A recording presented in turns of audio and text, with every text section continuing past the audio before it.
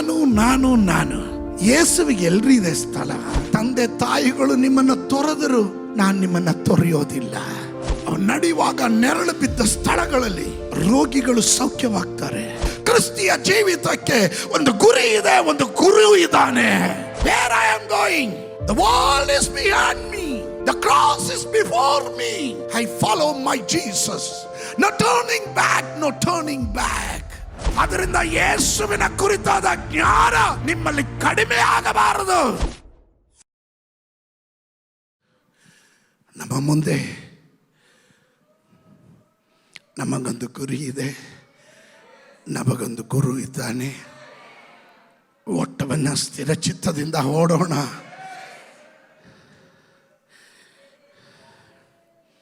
ಅದಕ್ಕೆ ಯೇಸು ಸ್ವಾಮಿ ಮತ್ತಾಯನ ಬರೆದ ಸುವಾರ್ತೆಯಲ್ಲಿ ತಾನು ಹೀಗೆ ಹೇಳಿದನು. 11ನೇ ಅಧ್ಯಾಯವನ್ನು ನೀವು ಗಮನಿಸ್ರಿ, ಅದರ 28ನೇ ವಾಕ್ಯ ಹೀಗೆ ಹೇಳ್ತದೆ: ಎಲೆ ಕಷ್ಟಪಡುವವರೇ, ಹೊರೆ ಹೊತ್ತವರೇ, ನೀವೆಲ್ಲರೂ ನನ್ನ ಬಳಿಗೆ ಬನ್ನಿರಿ, ನಾನು ನಿಮಗೆ ವಿಶ್ರಾಂತಿಯನ್ನು ಕೊಡುವೆನು. ನಾನು ಸಾತ್ವಿಕನು, ದೀನ ಮನಸ್ಸು ಉಳ್ಳವನಾಗಿರೋದ್ರಿಂದ ನನ್ನ ನೊಗವನ್ನು ನಿಮ್ಮ ಮೇಲೆ ತೆಗೆದುಕೊಂಡು ನನ್ನಲ್ಲಿ ಕಲಿತ್ಕೊಳ್ರಿ.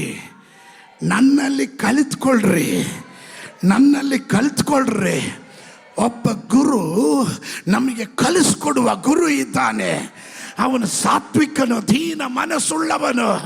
ಅವನ ನೊಗವನ್ನು ಹೊರೋದಿಕ್ಕೆ ಇಳಿದು ಬಂದಿರುವ ದೇವ ಮಕ್ಕಳಿಗಾಗಿ ನಾನು ದೇವರಿಗೆ ಸ್ತೋತ್ರ ಹೇಳುತ್ತೇನೆ. ರಕ್ಷಣೆ ಹೊಂದಿದ ದಿನದಲ್ಲಿ ನೀನು ತೆಗೆದುಕೊಂಡ ತೀರ್ಮಾನ ಇದೆಯಲ್ಲ, ಹಲ್ಲೆಲೂಯಾ. ಒಬ್ಬನು ತನ್ನನ್ನೇ ಹಿಂಬಾಲಿಸುವುದಾದರೆ ತನ್ನನ್ನೇ ತಾನು ನಿರಾಕರಿಸಿ ತನ್ನ ಶಿಲುಬೆಯನ್ನು ಹೊತ್ತು ನನ್ನನ್ನು ಹಿಂಬಾಲಿಸಲೇ.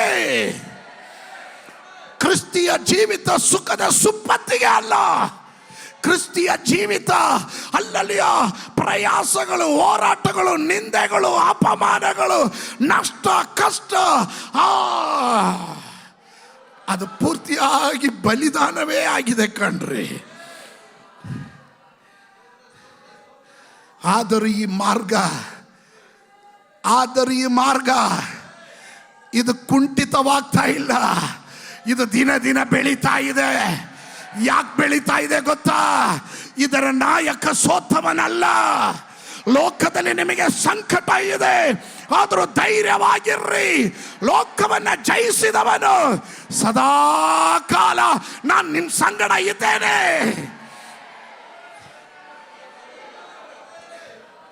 Come on somebody, please understand the knowledge of Christ. ಯೇಸುವಿನ ಕುರಿತಾದ ಅರಿವು ನಿಮ್ಮ ಒಳಗಡೆ ಬರಲಿ. ಪೌಲನು ಹೇಳಿದನು, I want to know Jesus. ನನಗೆ ಯೇಸುವನ್ನು ಇನ್ನೂ ಅರಿಯಬೇಕು. ಎಷ್ಟು ಜನ ಈ ಮುಂಜಾನೆ ನನ್ನ ಶಬ್ದ ಕೇಳ್ತಾ ಇರೋರು ಹೇಳ್ತಾ ಇರ, ನನಗೆ ಮತ್ತೆಲ್ಲವನ್ನು ನಾನು ಕಂಡಿದ್ದೀನಿ, ಅರ್ಥ ಮಾಡ್ಕೊಂಡಿದ್ದೀನಿ, ಆದರೆ ನನ್ನ ಯೇಸುವನ್ನು ಇನ್ನೂ ಅರಿಯಬೇಕು, ಇನ್ನೂ ಹೆಚ್ಚಾಗಿ ಅರಿಯಬೇಕು ಅಂಥವ್ರು ಯಾರಾದರೂ ಇದರ ಒಳಗಡೆ ಇದ್ರೆ ಒಂದು ನಿಮಿಷ ಬಾಯಿ ತೆರೆದು ಶಬ್ದದಿಂದ ಕೂಗಿ ಹೇಳ್ರಿ, I want to know Jesus more. I want to grow in the knowledge of Christ.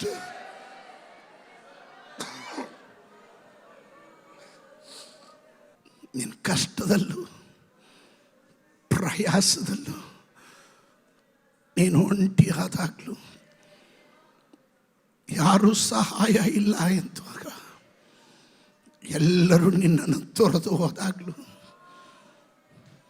ಎಲ್ಲರೂ ನಿನ್ನನ್ನು ಕೈ ಬಿಟ್ಟು ಹೋದಾಗಲೂ, ಯೇಸು ಸ್ವಾಮಿ ತಾನು ಹೇಳ್ತಾನೆ, ನಾನು ನಿನ್ನ ಜೊತೆಯಲ್ಲೇ ಇರ್ತೀನಿ, ನಾನು ಸದಾ ಕಾಲ ನನ್ನ ಸಂಗಡ ಇರ್ತೇನೆ. ಎತ್ತ ಹೆಂಗಸು ತನ್ನ ಮಗುವನ್ನು ಮರಿತಾಳ, ಕೂಸನ್ನು ಮರಿತಾಳ, ಅವಳು ಮರೆತರು ನಾನು ನಿನ್ನನ್ನು ಮರೆಯಲ್ಲ. ತಂದೆ ತಾಯಿಗಳು ನಿಮ್ಮನ್ನು ತೊರೆದರು, ನಾನು ನಿಮ್ಮನ್ನು ತೊರೆಯೋದಿಲ್ಲ. ವಾಗ್ದಾನ ಮಾಡಿದವನು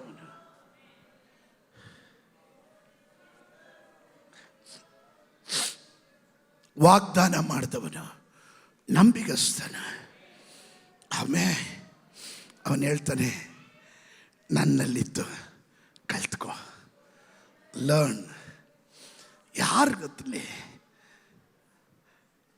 ಎಲೆ ಕಷ್ಟಪಡುವವರೇ, ಹೊರೆ ಹೊತ್ತವರೇ, ನೀವೆಲ್ಲರೂ ನನ್ನ ಬಳಿಗೆ ಬನ್ನಿರಿ, ನಾನು ನಿಮಗೆ ವಿಶ್ರಾಂತಿಯನ್ನು ಕೊಡ್ತೀನಿ ಅಂತ ಹೇಳಿ ಅಲ್ಲಿಗೆ ನಿಲ್ಲಿಸಲಿಲ್ಲ. ನಾನು ಸಾತ್ವಿಕನು, ದೀನ ಮನಸ್ಸುಳ್ಳವನು ಆಗಿರೋದ್ರಿಂದ ನೀವು ನನ್ನ ನೊಗವನ್ನು ಹೊರೋದ್ರಿ, ನನ್ನ ನೊಗವನ್ನು ಹೊರ್ರಿ, ನನ್ನಲ್ಲಿ ಇದ್ದು ಕಲಿತ್ಕೊಳ್ರಿ. Every time we must sit in the presence of God to learn the knowledge of Christ. ಕ್ರಿಸ್ತನ ಕುರಿತಾದ ಜ್ಞಾನ ಬರಬೇಕಾ? Oh, taste and see that the Lord is good. ಕರ್ತನು ಸರ್ವೋತ್ತಮನೆಂದು ಸವಿದು ನೋಡಬೇಕು. ನಾನು ಈ ಸೇವೆಗೆ ಬಂದಿದ್ದು ಹಣ ಮಾಡೋಕ್ಕೋ, ಹೆಸರು ಮಾಡೋಕ್ಕೋ, ಸ್ಥಾನಕ್ಕೋಸ್ಕರ ಬರಲಿಲ್ಲ. ನಾನು ಈ ಸೇವೆಗೆ ಬಂದಿದ್ದು, I had A encounter with Jesus. ಯೇಸುವಿನ ಸಂಗಡ ನನಗೆ ಸಂದರ್ಶನ ಆಯಿತು. ಅವನ ಪ್ರೀತಿ ರಸ ನನ್ನ ಒಳಗಡೆ ಹರಿಸಿದನು. ನಾನು ಯಾರು ಅಂತ ನನಗೆ ಅರ್ಥ ಆಯಿತು. ನನ್ನ ಯೇಸು ನನಗಾಗಿ ಏನು ಮಾಡ್ದ ಎಂದು ಅರ್ಥ ಮಾಡಿಕೊಂಡೆ. ಆವತ್ತಿಂದ ಅವನು ನನ್ನ ಸ್ವಂತವಾದನು. Hallelujah, hallelujah. That's the reason I always say this. ಯಾವಾಗಲೂ ನಾನು ಇದನ್ನು ಹೇಳ್ತೀನಿ, ಯೇಸುವಿನ ಅರಿರಿ. ಯಾವಾಗ ಯೇಸುವಿನ ಕುರಿತಾದ ಅರಿವು ನಿಮ್ಮಲ್ಲಿ ಕಡಿಮೆ ಆಗುತ್ತೋ, ನಿಮಗೆ ಪ್ರಾರ್ಥನೆ ಬೇಡ, ಆರಾಧನೆ ಬೇಡ, ಉಪವಾಸ ಬೇಡ, ಸಭೆ ಬೇಡ, ಅನ್ಯೋನ್ಯತೆ ಕೂಟ ಬೇಡ, ಇವುಗಳಿಂದೆಲ್ಲ ದೂರ ಆಗ್ತೀರಾ. Because you are getting involved with so many other things except the knowledge of Christ. ಕ್ರಿಸ್ತನ ಅರಿವನ್ನು ಬಿಟ್ಟು ಮಿಕ್ಕಿದೆಲ್ಲದರಲ್ಲೂ ನೀವು ಟೈಮ್ ಕಳೀತಾ ಇರ್ತೀರಾ. ಪೌಲನನ್ನು ಕೇಳ್ರಿ, ಅವನು ಹೇಳ್ತಾನೆ, I have only one desire.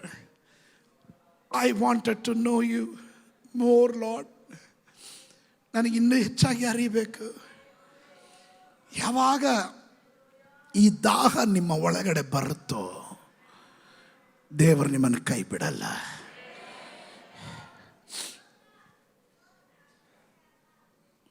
ನೀವೇನು ಬೇಕಾದ್ರೂ ಮಾಡ್ರಿ, ಹೋಗ್ರಿ, ದುಡೀರಿ, ಓವರ್ ಟೈಮ್ ಮಾಡ್ರಿ, ಕಷ್ಟ ಬೀಳ್ರಿ, 2, 3 ಡಬಲ್ ಡ್ಯೂಟಿ, ಟ್ರಿಪಲ್ ಡ್ಯೂಟಿ ಎಲ್ಲ ಮಾಡ್ರಿ, ಡೇ ಆ್ಯಂಡ್ ನೈಟ್ ಮಾಡ್ರಿ. But you will not satisfied. ಯಾಕೆ ಗೊತ್ತಾ? ನಮ್ಮ ಜೊತೆಯಲ್ಲಿ ನಡೆಯೋದಕ್ಕೆ, ನಮ್ಮ ಜೊತೆಯಲ್ಲಿ ಕುತ್ಕೊಂಡು ಮಾತಾಡೋದಕ್ಕೆ, ನಮ್ಮ ವಿಷಯಗಳಿಗೆ ಸ್ಪಂದಿಸೋದಕ್ಕೆ ಒಬ್ಬ ಅಪ್ಪನ ನಮಗೆ ದೇವರು ಕೊಟ್ಟಿದ್ದಾನೆ. ಅದರಿಂದಲೇ ಯೇಸು ಸ್ವಾಮಿ ತಾನು ಹೀಗೆ ಹೇಳಿದನು. ಯೋಹನನ ಸುವಾರ್ತೆ 15ನೇ ಅಧ್ಯಾಯದ 5ನೇ ವಚನದ ಕಡೆ ಭಾಗವನ್ನು ನೋಡಿದ್ರೆ ಅಲ್ಲಿ ನಾವು ಹೀಗೆ ಕಾಣ್ತೇವೆ, ಹಲ್ಲೆಲೂಯಾ, ನೀವು ನನ್ನನ್ನು ಬಿಟ್ಟು ಏನು ಮಾಡಲಾರ್ರಿ, ನೀವು ನನ್ನನ್ನು ಬಿಟ್ಟು ಏನು ಮಾಡೋಕ್ಕಾಗಲ್ಲ. ನಮ್ಮ ಮುಂದೆ ಇಟ್ಟಿರುವ ಒಂದೇ ಒಂದು ಸಬ್ಜೆಕ್ಟು, ಒಂದೇ ಒಂದು ವಿಷಯ, ಅದು ಯೇಸು ಕರ್ತನು ಮಾತ್ರವಾಗಿದ್ದಾನೆ. ಅದು ಒಪ್ಪುವವರು ಮಾತ್ರ ಆಮೇಲೆ ಹೇಳ್ರಿ. ಅದರಿಂದಲೇ ನಾವು ಯೇಸುವಿನ ಕುರಿತಾದ ಆಳವಾದ ಚಿಂತೆಗಳನ್ನು ಇನ್ನೂ ಹೆಚ್ಚಾಗಿ ನೀವು ಕಲಿಬೇಕು. ಪತ್ರಿಕೆಗಳಲ್ಲಿ ನನಗೆ ಭಾಳ ಇಷ್ಟ ಇರೋದು ಕೊಲೋಸಿಯರಿಗೆ ಬರೆದ ಪತ್ರಿಕೆ. ಈ ಕ್ರಮದಲ್ಲಿ ಬಂದಾಗ ಕೊಲೋಸಿಯ ಫಸ್ಟ್ ಬರಬೇಕಾಗಿತ್ತು ಈ ಆರ್ಡ್ರಲ್ಲಿ ಬರುವಾಗ. ಆದರೆ ಪತ್ರಿಕೆಗಳಲ್ಲಿ ಕೊಲೋಸಿಯ ಪತ್ರಿಕೆ ಇದೆಯಲ್ಲ, ಅದು ಇನ್ ಕ್ರೈಸ್ಟ್ನ ಕುರಿತು, ಕ್ರಿಸ್ತನ ಕುರಿತು ಭಾಳ ಆಳವಾಗಿ ಕಲಿಸುತ್ತೆ.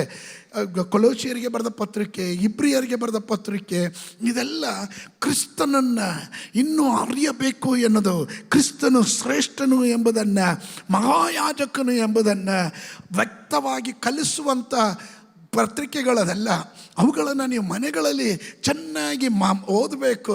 ಅವುಗಳಿಂದ ನಿಮ್ಮ ನಾಲೆಜ್ ಇನ್ನೂ ಹೆಚ್ಚಾಗುವಂಥದ್ದಾಗಿರುತ್ತದೆ.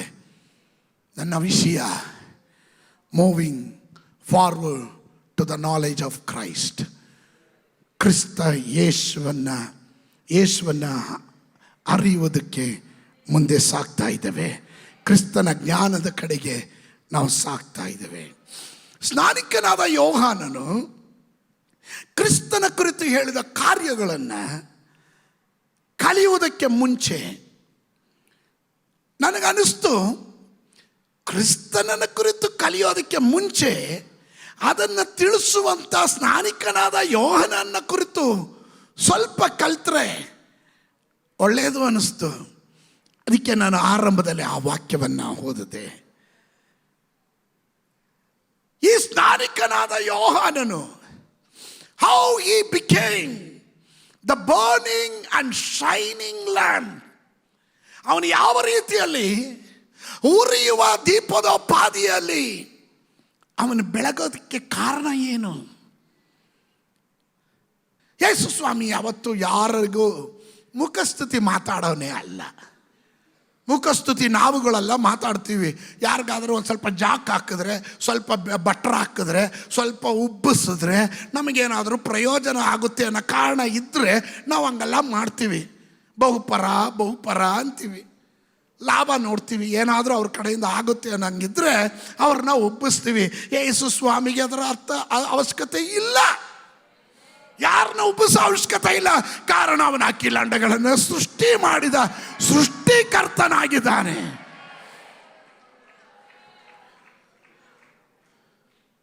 ಹಾಗಾದರೆ ಯೇಸು ಕ್ರಿಸ್ತನು ಸ್ನಾನಿಕನಾದ ಯೋಹಾನನ ಕುರಿತು ಹಾಗೆ ಮಾತನಾಡಬೇಕಾದ್ರೆ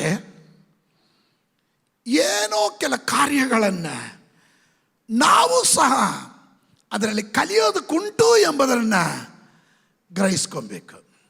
ಸಮಥಿಂಗ್ ಇಸ್ ದೇರ್. ಏನೋ ಒಂದು ಕಾರ್ಯ ಇದೆ. ಇಲ್ದಿದ್ರೆ ಸುಮ್ಮನೆ ಯೇಸು ಸ್ವಾಮಿ ಹಂಗೆ ಹೇಳ್ತಾರ? What is that? ಸುಮ್ಗೆ ದೇವ್ರ ಏನೋ ಹಂಗೆ ಹೇಳಲ್ಲ. ಒಮ್ಮೆ ನತನಾಯೇಲನನ್ನು ನೋಡಿದಾಗ ಅವನನ್ನು ನೋಡ್ದ, ಇವನು ಸಾಕ್ಷಾತ್ ಇಸ್ರಾಯೇಲ್ ಆಗಿದ್ದಾನೆ. ಇವನಲ್ಲೇನಿಲ್ಲ ಕಪಟ ಇಲ್ಲ. ಅವಾಗ ತಾನೇ ನೋಡ್ತಾ ಇದ್ದಂಗೆ ಹೇಳ್ತಾ ಇದ್ದಾರೆ, ಸ್ತೋತ್ರ, ಇವನಲ್ಲೇನಿಲ್ಲ ಕಪಟ ಇಲ್ಲ. ಸ್ನಾನಿಕರಾದ ಯೋಹಾನನನ್ನು ನೋಡಿ ಹೇಳ್ತಾ ಇದ್ದಾನೆ, ಇವನು ಉರಿಯುವ ದೀಪದ ಉಪಾದಿಯಲ್ಲಿದ್ದಾನೆ ಅಂತ. ಸ್ತೋತ್ರ. ನನ್ನ ಕುರಿತು, ನಿಮ್ಮ ಕುರಿತು ಯೇಸು ಸ್ವಾಮಿ ಬಾಯಿಯಿಂದ ಒಂದು ಉತ್ತಮವಾದ ಸಾಕ್ಷಿ ಕೇಳಿಸ್ಕೊಂಡ್ರೆ, ಒಂದು ಉತ್ತಮವಾದ ಸಾಕ್ಷಿ ಏನಾದರೂ ಕೇಳಿಸ್ಕೊಂಡ್ರೆ ನಮ್ಮ ಜೀವನವೇ ಪಾವನವಾಗಿಬಿಡುತ್ತೆ, ಧನ್ಯವಾಗಿಬಿಡುತ್ತೆ. ಆ ಜೀವಿತಕ್ಕೊಂದು ಅರ್ಥನೂ ಬಂದ್ಬಿಡುತ್ತೆ. ಇಲ್ಲಿ ನತಾಯೇಲನನ್ನು ನೋಡಿದ ತಕ್ಷಣ ಹೇಳ್ತಾನೆ, ಇವನು ಸಾಕ್ಷಾತ್ ಇಸ್ರಾಯೇಲ್ನ, ಇವನಲ್ಲಿ ಯಾವುದು ಕಪಟ ಇಲ್ಲ ಎಂಬುದಾಗಿ. ಆಮೆನ್. ಸ್ನಾನಿಕನಾದ ಯೋಹಾನನ ಸೇವೆ, ಮಿನಿಸ್ಟ್ರಿಯನ್ನು ನಾವು ನೋಡಿದಾಗ ಅಂಥ ಸಕ್ಸಸ್ಫುಲ್ ಮಿನಿಸ್ಟ್ರಿ ಏನಲ್ಲ, ಫೇಲ್ಯೂರ್ ಆಗಿರೋ ಮಿನಿಸ್ಟ್ರಿನೇ. ಆದರೂ ಕರ್ತನಾದ ಯೇಸು ಸ್ವಾಮಿ ಹೇಳ್ತಾರೆ, ಅವನ ಸೇವೆ ಫೇಲ್ಯೂರ್ ಆಗಿಲ್ಲ, ಅವನು ಶ್ರೇಷ್ಠನು, ಅವನ ಸೇವೆ ಶ್ರೇಷ್ಠವಾಗಿತ್ತು ಎಂಬುದಾಗಿ ಹೇಳ್ತಾ ಇದ್ದಾರೆ. ಅವನು ಉರಿಯುವ ಬೆಂಕಿಯ ದೀಪದ ಉಪಾದಿಯಲ್ಲಿದ್ದಾನೆ. ಇಂಗ್ಲಿಷಲ್ಲಿ ನನಗೆ ಬಹಳ ಇಷ್ಟ. Is the burning and shining lamp. ಉರಿಯುವ ದೀಪ, ಆರೋಗಿರೋ ದೀಪ ಅಲ್ಲ, ಉರಿಯುವ ದೀಪ, ಅದು ಪ್ರಕಾಶ ಕೊಡುವ ದೀಪ. ಇವತ್ತಿನ ಸೇವೆ ಸಿಚುವೇಶನ್, ಪರಿಸ್ಥಿತಿಗಳೆಲ್ಲ ಸ್ವಲ್ಪ ವ್ಯತ್ಯಾಸ ಆಗೋಯ್ತು.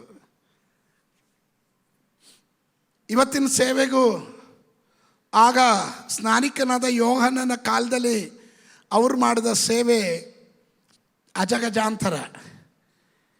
ಇವತ್ತಿನ ಸೇವೆ popularity, prosperity, position, power, privileges ಏನಿದೆ ಇದನ್ನು ನೋಡ್ಕೊಂಡು ಸೇವೆ ಮಾಡ್ತಾರೆ. ಯೇಸುವನ್ನು ನೋಡ್ಕೊಂಡು ಅಲ್ಲ. ಪಾಪ್ಯುಲಾರಿಟಿ, ಜನಪ್ರಿಯತೆ ಇದೆಯಾ, ನಮಗೆ ಈ ಸೇವೆ ಮಾಡಿದ್ರೆ ಸಮೃದ್ಧಿಯಾಗಿ ನಾವು ಇರ್ಬೋದು ಅಂತ. ಮುಂಚೆ ಎಲ್ಲ ಹೆಣ್ಮಕ್ಳು ಡಾಕ್ಟ್ರು, ಇಂಜಿನಿಯರ್, ಗಂಡು ಹುಡುಗ ಬೇಕು ಅಂತಿದ್ರು. ಈಗ ಹೆಣ್ಮಕ್ಳಿಗೆ ಪಾಸ್ಟ್ರು ಇದ್ರೆ ಸಾಕು ಅಂತ. ಇವತ್ತಿನ ಸೇವೆ ಪರಿಸ್ಥಿತಿಗಳು ಬಹಳ ವಿಚಿತ್ರವಾಗಿದೆ. ಜನರಿಗೆ ಸೇವೆ ಅಂದ್ರೆ ಜನಪ್ರಿಯತೆ ಬೇಕು.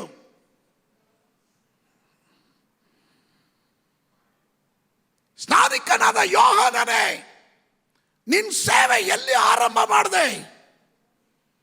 ಸ್ನಾನಿಕನಾದ ಯೋಹಾನನೇ, ನೀನು ಉರಿಯುವ ದೀಪದ ಪಾದಿ ಅಂತ ಸೃಷ್ಟಿಕರ್ತನಾದ ಯೇಸು ಸ್ವಾಮಿ ಸ್ವತಃ ಸಾಕ್ಷಿ ಹೇಳತಕ್ಕಂಥ ಸೇವೆ ಏನ್ ಮಾಡಿದೆ? ಮರುಭೂಮಿಯಲ್ಲಿ ಸೇವೆಯನ್ನು ಆರಂಭಿಸಿದನು. ನಿರ್ಜನ ಪ್ರದೇಶದಲ್ಲಿ ಸೇವೆಯನ್ನು ಆರಂಭಿಸಿದನು. ತನ್ನ ವೇಷ, ತನ್ನ ಬಾಯಲ್ಲಿ ಬರುವ ಮಾತು, ತಾನು ತಿನ್ನುವ ಆಹಾರ, ತಾನು ವಾಸ ಮಾಡುವಂಥ ಸ್ಥಳ ಅಥವಾ ತನ್ನ ಯೋಗ್ಯತೆ ಇವುಗಳನ್ನು ಅಳೆದು ಕೂಡಿ ಕಳೆದು ತೂಕ ಮಾಡಿ ಹೇಳಿದ ಮಾತಲ್ಲ. ಯಾವ ಯೋಗ್ಯತೆ ಇಲ್ಲದಿದ್ದರೂ ಯೇಸು ಸ್ವಾಮಿ ಅವನಿಗೆ ಕೊಟ್ಟಂಥ ಒಂದು ಸಾಕ್ಷಿ ಮಾತು, ಅವನು ಶ್ರೇಷ್ಠನಾಗಿದ್ದಾನೆ ಎಂಬುದಾಗಿ. ಅವನನ್ನು ಶ್ರೇಷ್ಠನಾಗಿ ಮಾಡೋದಕ್ಕೆ ಕಾರಣ ಏನು? What is the reason is A great servant of god? ಅವನ ಶ್ರೇಷ್ಠತೆಗೆ ದೊಡ್ಡವನಾಗಿ ಮಾಡಿದೇನು? ಈಗಿರೋರೆಲ್ಲ, ಈಗಿರೋ ಸೇವೆ ಅಂದರೆ ಪಾಪ್ಯುಲಾರಿಟಿ. ನಾನು ನಾನು ನಾನು ಯೇಸು ಸ್ವಾಮಿ ಅಲ್ಲ. ನಾನು ಕೈ ಇಟ್ಟೆ, ರೋಗಿ ಸೌಖ್ಯವಾದ್ನು. ನಾನು ಕೈ ಇಟ್ಟೆ, ಅಲ್ಲಿ ಗಡ್ಡೆ ಅಪ್ರತ್ಯಕ್ಷ ಆಯಿತು. ನಾನು ಪ್ರಾರ್ಥನೆ ಮಾಡಿದೆ, ಭಯಂಕರ. ನಾನು ನಾನು ನಾನು ಯೇಸುವಿಗೆ ಎಲ್ರಿ ಇದೆ ಸ್ಥಳ? ಯೋಹಾನನ ಜೀವನವನ್ನು ಗಮನಿಸ್ರಿ.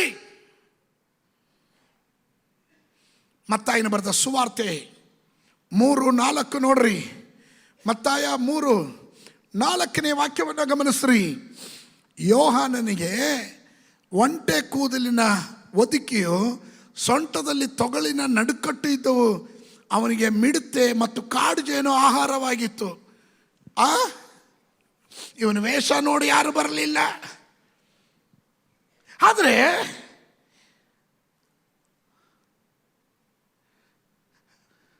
ಅವನನ್ನು ದೇವರು ಸನ್ಮಾನಿಸೋದಕ್ಕೆ ಕಾರಣ ಏನು? ಅವನಿಗೊಂದು ಒಳ್ಳೆ ಗುಣ ಇತ್ತು. ಏನು ಗೊತ್ತಾ? ಯೋಹಾನನ ಸುವಾರ್ತೆ 3:30.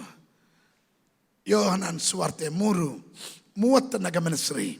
3:30 ಅವನ ಪ್ರಾರ್ಥನೆ ಯಾವಾಗಲೂ ಓದಿ ಪಾಸ್ಟ್ರೆ. ಆತನು ವೃದ್ಧಿಯಾಗಬೇಕು, ಆತನು ವೃದ್ಧಿ ಆಗಬೇಕು, ನಾನೋ ಕಡಿಮೆಯಾಗಬೇಕು, ನಾನೇ ಕಡಿಮೆ ಆಗಬೇಕು. ಇದು ಹೇಳಿದಾಗ ಎಷ್ಟು ಅಮ್ಮೇನ ಅಲ್ಲೆಲ್ಲಿಯ ಬಂತು ನೋಡಿದ್ರ? ನಾವೆಲ್ಲ ನಮ್ಮ ಪಾಪ್ಯುಲಾರಿಟಿ ನೋಡ್ತೀವಿ. ನಾನು ಹೆಚ್ಚು, ನಾನು ದೊಡ್ಡವನು, ನಾನು ಅಂತವನು ಹಾಗೆ ಹೇಳೋದಕ್ಕೆ ಇಷ್ಟಪಡ್ತೀವಿ. ಸ್ನಾನಿಕನಾದ ಯೋಹಾನನ ಹೇಳ್ತಾನೆ, ಆತನು ನನ್ನಲ್ಲಿ ವೃದ್ಧಿಯಾಗಬೇಕು, ನಾನು ಕಡಿಮೆ ಆಗಬೇಕು. ಎಷ್ಟು ಜನರಿಗೆ ಆ ಮನೋಭಾವನೆ ಇದೆ. ಅವನನ್ನು ದೊಡ್ಡವನಾಗಿ ಮಾಡಿದ್ದು ಈ ಮನೋಭಾವನೆ ಆಗಿದೆ. ಅವನ ವೇಷ ಅಲ್ಲ, ಅವನ ಭಾಷೆ ಅಲ್ಲ, ಅವನು ತಿನ್ನುವ ಆಹಾರವಲ್ಲ, ಅವನ ಯೋಗ್ಯತೆ ಅಲ್ಲ. ಅವನು ಒಂದು ಗೊತ್ತು, ನಾನು ತಗ್ಗಬೇಕು, ನನ್ನಲ್ಲಿ ಯೇಸು ಹೆಚ್ಚಬೇಕು. ಅವನು ವೃದ್ಧಿ ಆಗಬೇಕು, ನಾನು ಕಡಿಮೆ ಆಗಬೇಕು. ಆ ಮನೋಭಾವನೆ ಬೆಳೆಸ್ಕೊಳ್ರಿ. ನೀನ್ ಯಾರು ಅನ್ನೋದಲ್ಲ ಇಂಪಾರ್ಟೆಂಟ್, ನಿನ್ನಲ್ಲಿ ಇರುವವನು ಯಾರು. That is very important.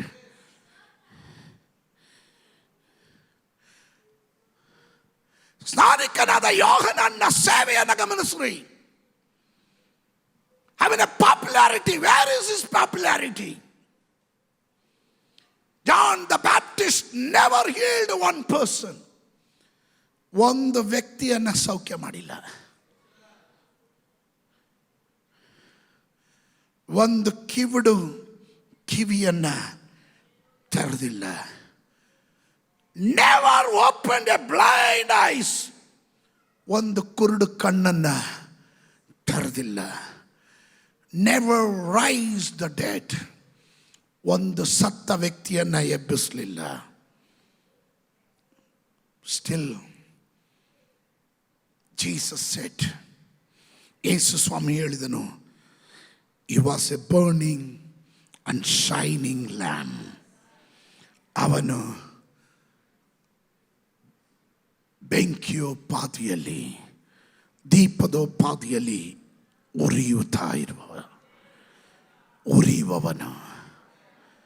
ಈತನನ್ನು ಕರ್ತನು ಶ್ರೇಷ್ಠನೆಂದು ಎಣಿಸೋದಕ್ಕೆ ಕಾರಣ ಅವನಿಗೆ ಗೊತ್ತು, I am not done any miracle, I am not healed A person. ನಾನು ಒಂದು ವ್ಯಕ್ತಿಯನ್ನು ಸೌಖ್ಯ ಮಾಡಿಲ್ಲ, ಅದ್ಭುತ ಮಾಡಿಲ್ಲ, ನನಗೆ ಯಾವ ಯೋಗ್ಯತೆ ಇಲ್ಲ, ನನಗೊಂದು ಡ್ರೆಸ್ ಕೋಡ್ ಇಲ್ಲ, ತಿನ್ನೋ ಆಹಾರನು ಸ್ತೋತ್ರ ಕಾಡ್ಜೇನು ಸ್ತೋತ್ರ ಹಲ್ಲೆಲೂಯಾ, ಅವನ ವಸ್ತ್ರ ಡಿಫ್ರೆಂಟು, ಅವನ ಬಾಯಿ ತೆರೆದರೆ ಲೇಡೀಸ್ ಆ್ಯಂಡ್ ಜೆಂಟ್ಲ್ಮ್ಯಾನ್ ಎಂಬ ಸಭ್ಯವಾದ ಮಾತುಗಳಿಂದ, ಅಲಂಕಾರಯುತವಾದ ಮಾತುಗಳಿಂದ ಏನಾದರೂ ಮಾತಾಡ್ತಾ ಇದ್ನ, ಬಾಯಿ ತೆರೆದರೆ ಹೇಳ್ತಾನೆ ಸರ್ಪ ಸಂತತಿಗಳೇ. ಸ್ತೋತ್ರ ಹೇಳಲಿಲ್ಲ. Yet Jesus said,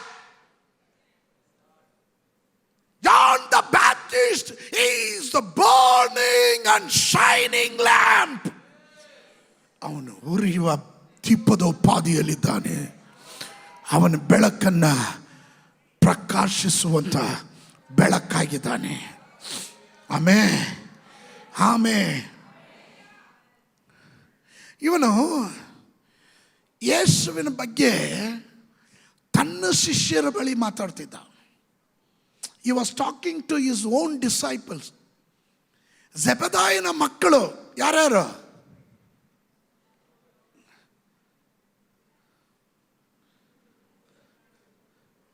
ನಾನು ನಿಮ್ಮ ಮಕ್ಕಳೆಲ್ಲ ಕೇಳಿದ್ದು ಜೆಬೆದಾಯನ ಮಕ್ಕಳು. ಸ್ತೋತ್ರ. ಪೇತ್ರನು, ಯೋಹಾನನು, ಇವರು ಯಾರು ಶಿಷ್ಯರಾಗಿದ್ರು ಗೊತ್ತಾ? ಯೋಹಾನನ ಶಿಷ್ಯರಾಗಿದ್ದರು. ಯೇಸು ಸ್ವಾಮಿ ಯೇಸುವಿನ ಕುರಿತು ಮಾತನಾಡುವಾಗ, ಆ ಸಾಕ್ಷಿಯನ್ನು ಹೇಳುವಾಗ, ಯಜ್ಞಕ್ಕೆ ದೇವರು ನೇಮಿಸಿವರ ಕುರಿಯಾದಾತನಂತ ಹೇಳಿದಾಗ ಈ ಶಿಷ್ಯರಿಗೆ ಆಸೆ, ಆ ಯೇಸುವನ್ನು ನೋಡಬೇಕು, ಆ ಯೇಸು ಜೊತೆ ನಡಿಬೇಕು. ಆಮೇಲೆ ಇವರನ್ನ ಬ್ಲೆಸ್ ಮಾಡಿ ಅಲ್ಲೆಲ್ಲೂಯ ಯೇಸುವಿನ ಶಿಷ್ಯರಾಗಿರಿ ಅಂತ ಕಳಿಸಿಕೊಡುವ ಉದಾರ ಮನಸ್ಸಿಟ್ಟವನಾಗಿದ್ದನು ಸ್ನಾನಿಕನಾದ ಯೋಹಾನ. ಯೇಸು ಸ್ವಾಮಿ ಯಾರಿಗೂ ಸುಮ್ಮನೆ ಮುಖಸ್ತುತಿ ಮಾಡೋದಲ್ಲ. ಅವನು ಉರಿಯುವ ದೀಪದೋಪಾದಿಯಲ್ಲಿದ್ದಾನೆ ಅಂದ್ರೆ ಅದಕ್ಕೆ ಕಾರಣ ಇದೆ. ಆಮೇಲೆ ತನ್ನ ಶಿಷ್ಯರನ್ನ ಬಿಟ್ಕೊಡ್ತಾ ಇದ್ದಾನೆ. ಗೋ, ಅವನ ಗುಣಗಳು ನೋಡಬೇಕು. ಯೇಸು ಸ್ವಾಮಿ ಹೇಳಿದ್ರು, ಸ್ತ್ರೀಯರಲ್ಲಿ ಹುಟ್ಟಿದ್ರಲ್ಲಿ ಯೋಹನಾನಿಗಿಂತ ದೊಡ್ಡವನು ಇಲ್ಲ ಅಂತ. ಅದೇ ಸ್ನಾನಿಕನಾದ ಯೋಹನಾನ್ ಹೇಳ್ತಾನೆ, ಸ್ವಾಮಿ ನಿನ್ನ ಕಾಲಿನ ಕೆರದ ಬಾರನ್ನು ಬಿಚ್ಚೋದಕ್ಕೂ ನಾನು ಯೋಗ್ಯನಲ್ಲ. Look at this, the two great personalities. ಎರಡು ಶ್ರೇಷ್ಠವಾದ ವ್ಯಕ್ತಿತ್ವಗಳು. ಒಂದು ಕಡೆ ಯೇಸು ಸ್ವಾಮಿ, ಮತ್ತೊಂದು ಕಡೆ ಸ್ನಾನಿಕನಾದ ಯೋಹನಾನ್. ಯೋಹನಾನ್ ಯೇಸು ಸ್ವಾಮಿಗೆ ದಾರಿ ಸಿದ್ಧ ಮಾಡಕ್ಕೆ ಬಂದವನು. ದಾರಿ ಸಿದ್ಧ ಮಾಡಕ್ಕೆ ಬಂದವನು, ಮುಂದಾಳುವಾಗಿ ಹೋಗುವವನು, ಫಾರಿನರ್. ಅವನು ಮುಂದೆ ಹೋಗಿ ದಾರಿ ಸಿದ್ಧ ಮಾಡುವವನು. ಅವನು ಹೇಳ್ತಾನೆ, ಹೀಗೋ ದೇವರು ನೇಮಿಸಿರುವ, ಯಜ್ಞಕ್ಕೆ ನೇಮಿಸಿರುವ ಕುರಿಯಾದಾತನು.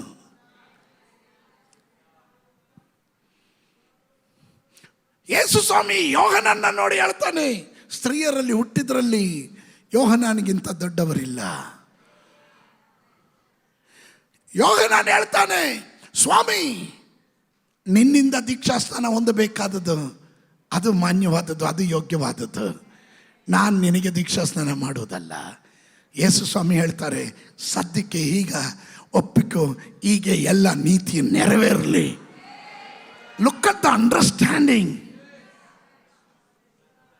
ಇವತ್ತು ಸೇವಕರು ಒಬ್ಬರಿಂದ ಒಬ್ಬರು ಕಾಲು ಎಳೆಯೋದ್ರಲ್ಲಿ ಇರ್ತಾರೆ. ಒಬ್ಬ ಬೆಳೆದು ಬಂದರೆ ಸಾಕು, ಇನ್ನೊಬ್ಬನು ಹೆಂಗಾದರೂ ಅವನ ಕುಡಿನ ಕಟ್ ಮಾಡಿಬಿಡ್ಬೇಕು, ಅವನ ಮೇಲೆ ಏನಾದರೂ ಆಪಾದನೆ ಹಾಕಬೇಕು, ಅವನ ಮೇಲೆ ಸುಳ್ಳು ಪ್ರಚಾರ ಮಾಡಬೇಕು, ಅವನು ಯಾರು ಅಂಗೀಕರಿಸಬಾರದು. ಹೇ ಕಮಾನ್, ಒಬ್ಬ ನಷ್ಟವಾದರೆ ಅದು ದೇವರ ರಾಜ್ಯಕ್ಕಲ್ಲವ ನಷ್ಟ.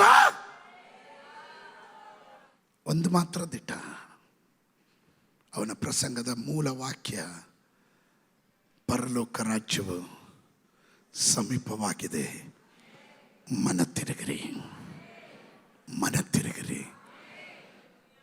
ರಿಪೆಂಟ್, ಮನ ತಿರುಗಿರಿ. ಮನ ತಿರುಗುವ ಪ್ರಸಂಗಗಳು ಇವತ್ತು ಕೇಳೋದೇ ಕಡಿಮೆ ಆಗ್ಬಿಟ್ಟಿದೆ. ಪಕ್ಷಾತಾಪದ ಮನೋಭಾವನೆ ಬರ್ತಾ ಇಲ್ಲ, ಹೃದಯಗಳು ಕಠಿಣವಾಗ್ತಾ ಇದೆ, ಕಣ್ಣಲ್ಲಿ ಕಣ್ಣು ನೀರು ಬರ್ತಾ ಇಲ್ಲ. ಎಷ್ಟೇ ಪ್ರಸಂಗ ಕೇಳಿದ್ರು, ಎಷ್ಟೇ ವಾಕ್ಯ ಕೇಳಿದ್ರು ಒಂದು ಚೂರು ಎಫೆಕ್ಟ್ ಆಗ್ತಾ ಇಲ್ಲ.